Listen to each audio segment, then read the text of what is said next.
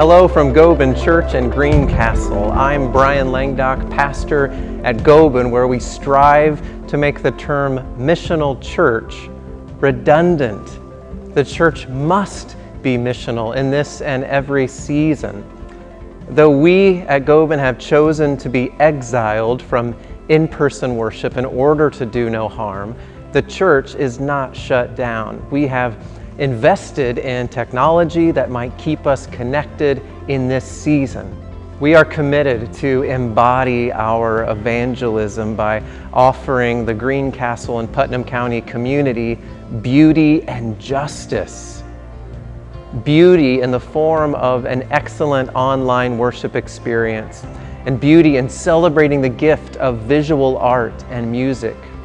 Justice in the form of a prophetic witness to respond to systems of racism in our society, and justice in responding to the needs of the under-resourced in our community.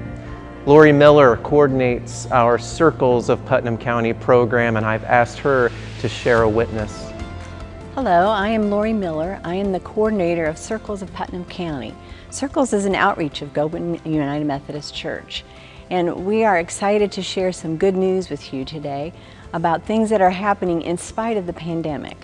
Circles is all about building community to end poverty, and our vision with Transformers here at Gobin is to empower adults to envision and achieve an improved future.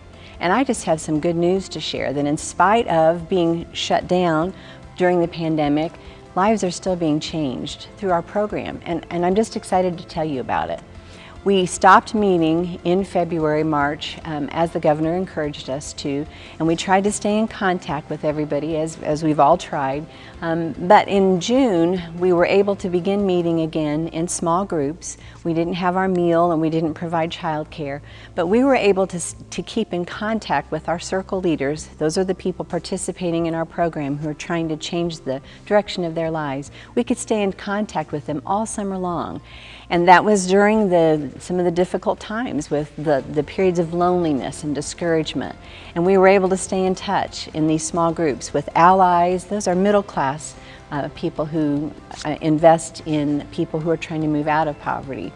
And so over the summer, as they were receiving their subsidy checks from the government, we found that our circle leaders were using those to pay down debt and to build savings. And we were thrilled because they would not have considered that before going through our circles training. Typically, when you get money in poverty, you spend it because you never have money to spend.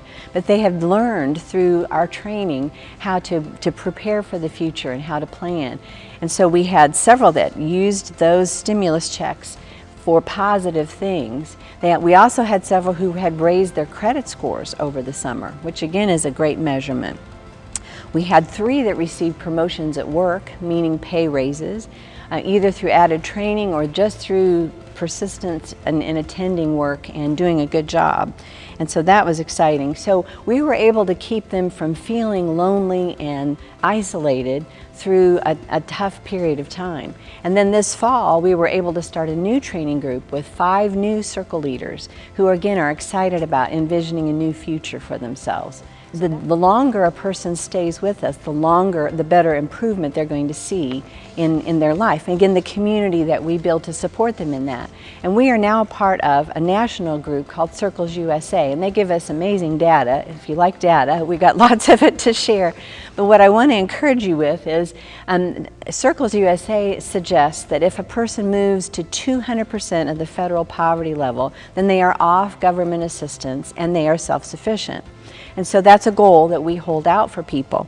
So we have had a circle leader who started in 2016 with us, and she is now at 159% of the federal poverty level, which is a tremendous growth. She's also able to own her own home. She bought a car paying cash. She's learned to budget, and it's transformed her family's life. We had another circle leader who started at 58% of the federal poverty level in 2016 and now is at 186% of the federal poverty level. Before, he did not have a job, did not have a place to live. Now he has been growing in his employment and earning more and more money, getting more and more certification, living on his own. Again, we celebrate these victories with them. And then another circle leader who started with us in 2017 was at 47% of the poverty level when she started and is now at 133%. So again, we celebrate these kind of measurements and life change, and we see more and more people moving off government assistance, and the cost of that is tremendous. If we can wrap our heads around the numbers, it's amazing what the government spends for people in poverty, and especially children, and how investing in helping someone move out of poverty based on relationships. That's the whole key of what we do. We build relationships with people and stay with them for the long term. Then we see lives change, and we see benefits to our whole community. They begin paying taxes instead of taking tax money to support their families. But more than that, they have hope, they feel like they belong, they are a member of the community, and they're proud of the accomplishments that they've made when they thought they never could change, but they have. And we've been a part of making a difference. Gobin Church has been a part of encouraging these people to reach self-sufficiency and to have a community of people who walks with them. And we are excited to be a part of that.